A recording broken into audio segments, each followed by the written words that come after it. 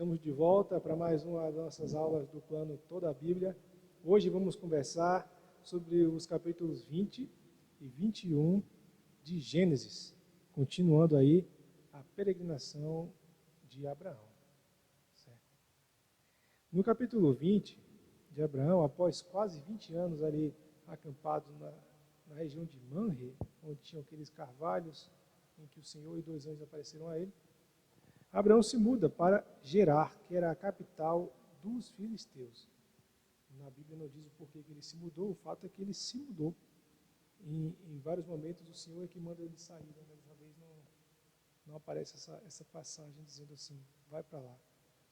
E o fato é que Abraão ele vai e nesse lugar, que era a capital do reino dos filisteus, ele reincide naquela mentira que ele já tinha feito antes, de dizer, olha, Sara é minha irmã, em vez de revelar que era esposa, porque ele teve medo dos homens serem perversos e verem que a esposa dele era muito bonita. Olha só, ela tinha 90 anos praticamente e era muito bonita, a ponto dele ficar com medo de matarem ele. E de fato, o que acontece é que o rei lá, que chamava Abimeleque, esse Abimeleque vai aparecer em outros momentos. Acreditamos aí que Abimeleque, na verdade, é não necessariamente o nome dele, mas o nome da posição que ele ocupava como rei ali dos filisteus, porque tem Abimeleque, bastante Abimeleque, então era um cara muito longevo, né? E aí o que acontece? Abimeleque fala, pô, é irmã do cara, eu vou pegar para o meu harém. Isso é interessante, a gente vê essa questão que ele tinha um harém. Boa parte da cultura da época, em relação a essa questão dos povos nômades, né, e harém e tal, isso continuou ao longo dos séculos aí no povo árabe, até bem recentemente. Ainda esses costumes persistiam. E é por isso que se consegue entender um pouco a cultura da época, porque essa cultura foi muito perene ao longo de séculos e milênios até. Claro, o povo de Deus não era totalmente assim, nômade. Eles eram semi-nômades, né? E em determinado momento eles se tornaram sedentários mesmo quando se estabeleceram na terra de Israel. Mas aqui, mesmo assim, a gente ainda consegue fazer alguns paralelos, né? Os historiadores fazem alguns paralelos. Né? Mas o fato é que Sara foi levada ali para o harém de Abimeleque e Deus adverte Abimeleque em sonho, dizendo, olha, ela é esposa de Abraão, você não pode tocar nela. E aí diz para ele, devolva para Abraão e ele vai orar por você e te abençoar, porque ele é profeta. É a primeira vez que Abraão aqui é chamado de profeta. Mas veja, ele é o profeta e foi repreendido por o rei de uma nação que não era... O que chama a atenção também é que, apesar da mentira de Abraão e Sara, né, que ele até se defende, o que é que eu fiz, né? Porque eles mentiram para mim, afinal não foram eles que disseram, né, que é minha irmã e ela confirmou. Era uma mentira comum, né, que eles já tinham esse acordo, né? Isso mostra, como é o nome, que Deus, apesar da mentira deles, Deus revelou a verdade, né? E nesse momento, Deus revela a verdade, ele intervém. Por quê? Porque a partir do momento que ele pegou Sara, a promessa de Deus, né, da semente que vai vir, né, para redimir toda a humanidade, estava ameaçada, digamos assim, né? Não estava ameaçada de fato, porque a gente sabe que os propósitos de Deus não podem ser frustrados. Mas era uma ameaça, né, de qualquer forma, né? Ele tomou Sara para si e ele poderia ter, né, consumado, né? Mas ele não chegou a consumar pela misericórdia de Deus, né? Pelo livramento de Deus. Isso, então assim, uma outra coisa que a gente pode perceber é que Abraão fez um julgamento precipitado daquele povo, ou pelo menos daquele rei Abimeleque, porque Deus apareceu para Abimeleque, advertiu do erro que ele estava cometendo, e a tempo, inclusive, de Abimeleque não ter sequer tocado Sara, né? Ou seja, Deus foi misericordioso impedindo Abimeleque de pecar contra o Senhor, e a gente vê que Abimeleque teve temor do Senhor, né? Então assim, e Abraão não confiou em Deus e acabou trazendo vergonha para si e para sua esposa. Porém, o Senhor, isso, né, custou o caráter de Abraão, né, naquele momento ali. E também o exemplo que no futuro ele acaba passando para Isaac, porque Isaac vai cometer esse mesmo pecado, dizendo que Rebeca é irmã dele. E Abraão, assim, parece que no momento ali ele não se arrepende, assim, tanto que ele começa a se justificar, ele diz, não, eu combinei com ela de fazer isso como prova da lealdade dela a mim, e de fato ela é minha meia-irmã, e não sei o quê.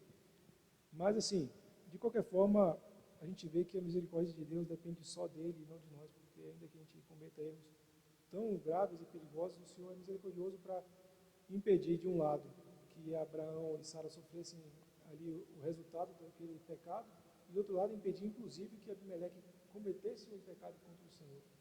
E então, assim, tem uma frase aqui que é muito interessante, que diz assim, que o temor de Deus é perdido quando se teme aos homens.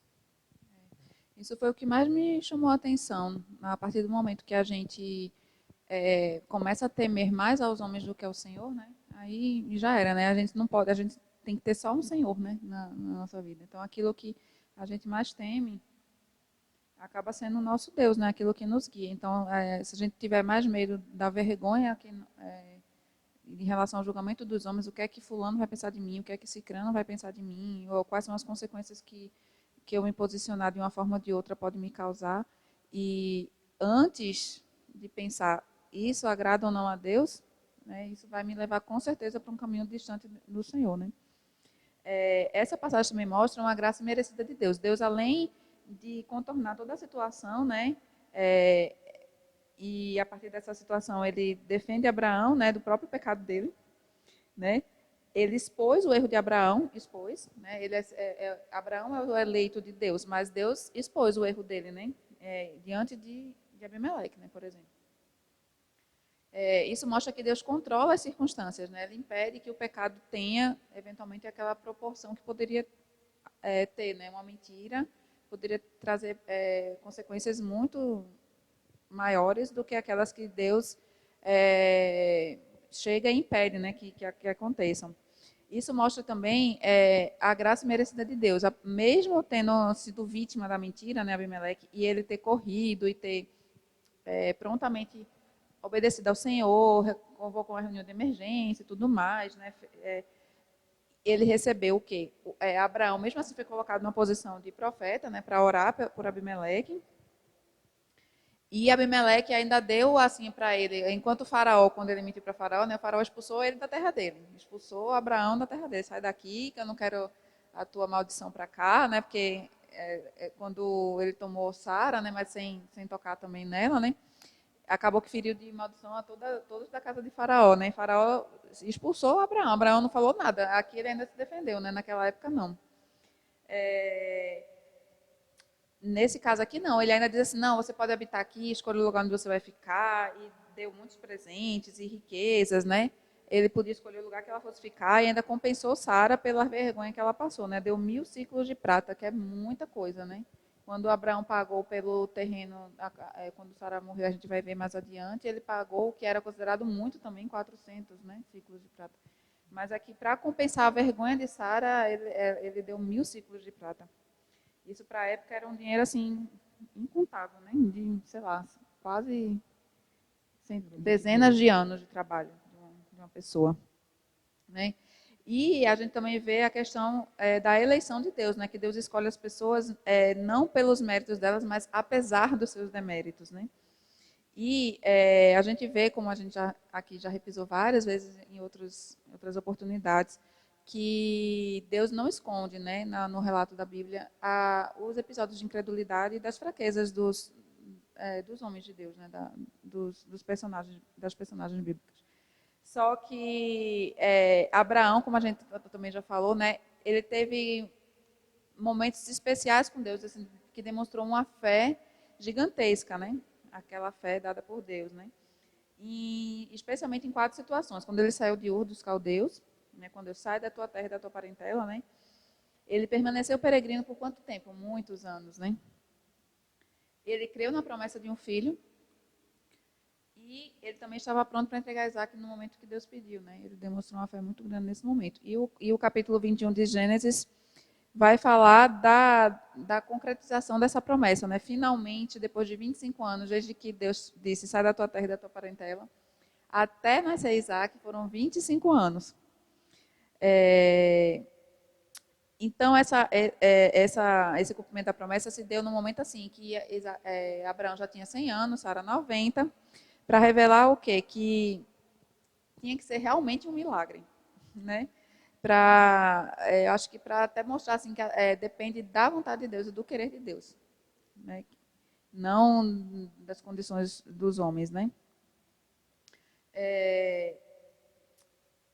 Quando Isaac nasceu, o que é que ele fez? Ele deu o nome que Deus disse que ele teria, né, Isaac, e também o circuncidou, né?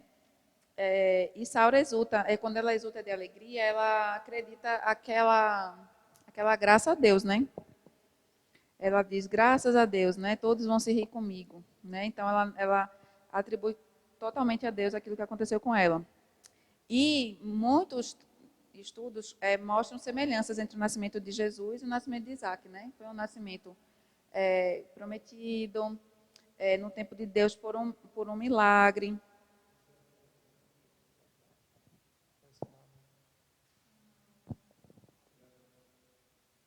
Então, né, em relação às semelhanças entre o nascimento de Isaac e de Cristo, né? Foram nascimentos que foram prometidos, né? E ambos nascimentos que demorou um tempo grande, né, para se cumprir aquela promessa. Quando Sara teve a revelação de que seria mãe, ela duvidou, né, e perguntou como vai ser isso, né? Assim como Maria, né? Ela perguntou como vai acontecer isso, porque eu sou mulher virgem, né? Nunca tive contato com como é que eu posso estar grávida? E a resposta de Deus é: acaso há algo demasiadamente difícil ou acaso há impossíveis ao Senhor, né? E na sequência, a Gênesis 21 relata o momento em que Isaac foi desmamado. Ele foi desmamado aos 3 anos de idade. Né? Aí, na ocasião, eles fizeram um banquete, né, em comemoração, né? E nesse momento, Sara, ela flagra Ismael caçoando de Isaac, né? Vale lembrar que quando Isaac nasceu, Ismael tinha 14 anos. Então, no momento em que Isaac tinha 3 anos, Ismael tinha 17. Então, já era mais do que um adolescente, já praticamente um homem feito, né? E a palavra hebraica, que é traduzida por caçoava, significa tratar o outro de forma maldosa. Né? Então, o que Ismael estava fazendo e que Sara pegou, digamos assim, ele em flagrante, né? Era uma brincadeira maldosa mesmo, não era uma brincadeira assim, boba, entre irmãos, uma brincadeirinha assim, sem maiores repercussões nem nada.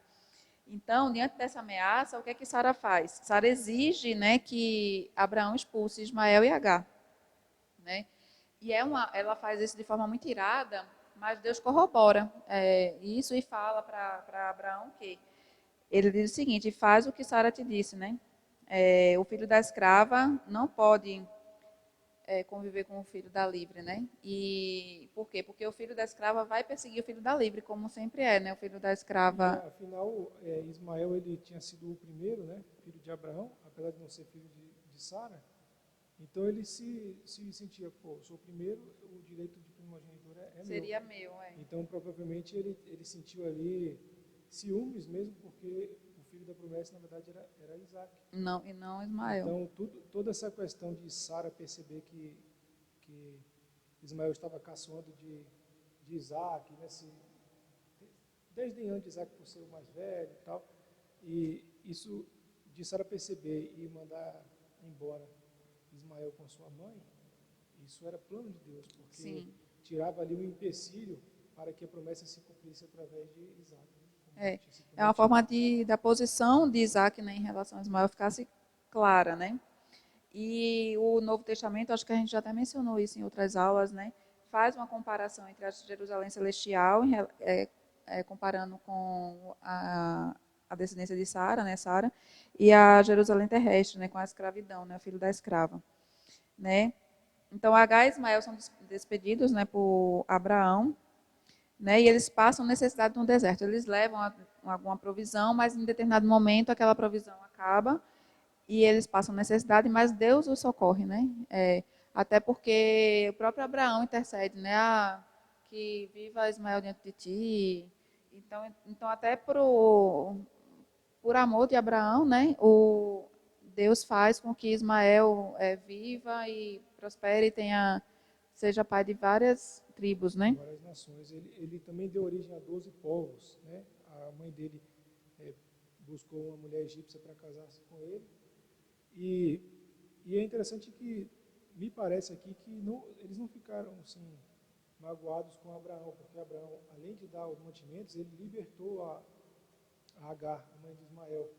Isso era também uma lei da época, de que se o senhor da escrava a possuísse, tivesse um filho com ela, ele não poderia vendê-la a ninguém, ele teria que dar liberdade se ele não quisesse mais ela. E o fato é que, mais para frente, quando Abraão morre, Isaac e Ismael vão enterrá-lo. Ou seja, provavelmente Ismael, apesar do povo ismaelita ter depois se tornado um povo ímpio, que não era um povo de Deus, me parece que Ismael, de alguma forma, ainda nutria algum amor, respeito pelo pai. Poxa, né? Foi criado pelo pai. E a ponto de ir junto com o irmão, que era o irmão rival dele, vamos dizer assim, para enterrar o pai mais para frente.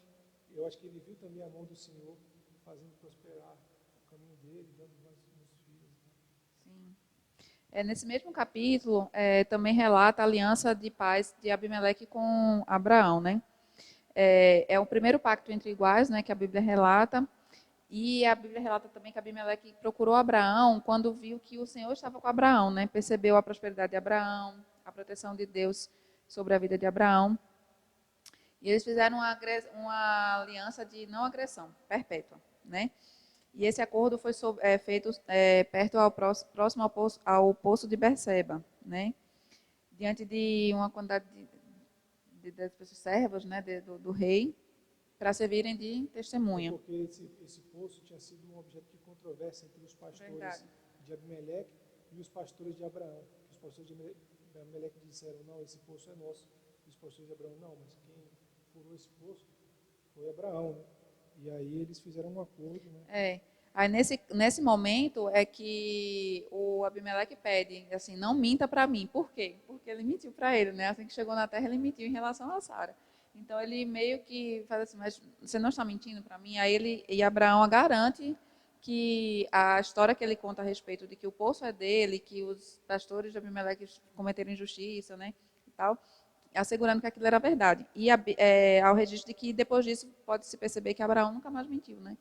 Ele foi liberto do pecado. Então isso fica uma lição para nós, assim, por mais que a gente tenha um pecado assim, que a gente tenha aquela coisa de cair sempre, né? Porque, por exemplo, a mentira em relação, especificamente em relação, que é o que a Bíblia relata, né? A situação dele com Sara, né? Era um pecado recorrente, né? Por mais ele foi humilhado no Egito, mas mesmo assim voltou a cair nesse mesmo pecado. Mas isso não quer dizer que nós estamos fadados, né, a morrer com aquele pecado. Nós, pela graça de Deus, a gente pode ser liberto dele, né?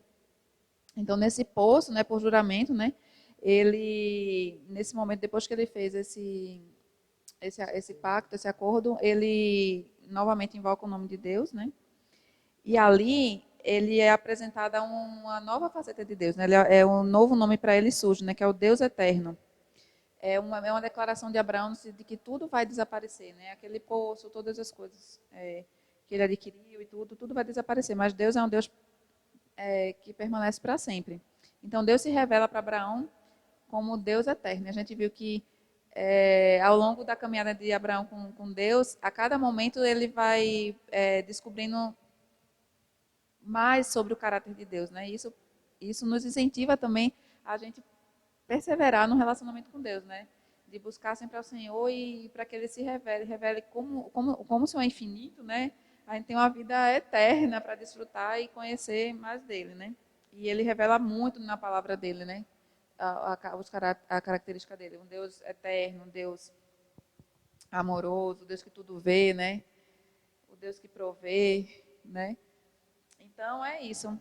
Essa é a primeira vez que aparece esse nome de Deus. O Senhor ele é referido por vários nomes ao longo da Bíblia. É a primeira vez que aparece assim, Deus eterno, quando fala no verso 33, capítulo 21. Plantou Abraão tamargueiras em Berseba e invocou ali o nome do Senhor, o Deus eterno. E aqui é uma coisa que a gente percebe é que Abraão, ele sempre cava poços, mas ele também ergue altares, né? Ele está sempre erguendo altares ao Senhor. Isso quer dizer assim, ele está sempre buscando, invocando a presença de Deus. Ele está sempre, né? E a intimidade de Deus é para aqueles que o buscam, né? Então, a gente demonstrando esse relacionamento com ele, né? Ou seja, o fato dele errar não fazer com que ele simplesmente abandonasse o caminho, abandonasse Deus. Eu errei, eu sou indigno, não vou procurar Deus. Pelo contrário, eu sou indigno, por isso mesmo que eu vou procurar Deus, porque eu preciso dele, né? É uma atitude muito parecida com a de Davi, que quando se quebrantava diante do próprio pecado, ele não fugia de Deus, né? Ele corria para Deus, né? E a Bíblia relata que ele permaneceu nessa região, né? Até que criou Isaac ali nessa região mesmo. Então é isso. Esse é o fim, né, nessa nossa aula sobre... No próximo vídeo vamos falar dos capítulos 22 e 23, sendo o 22 aquele capítulo crucial da prova que Deus submete a Abraão. Então até a próxima. Obrigado por estar conosco.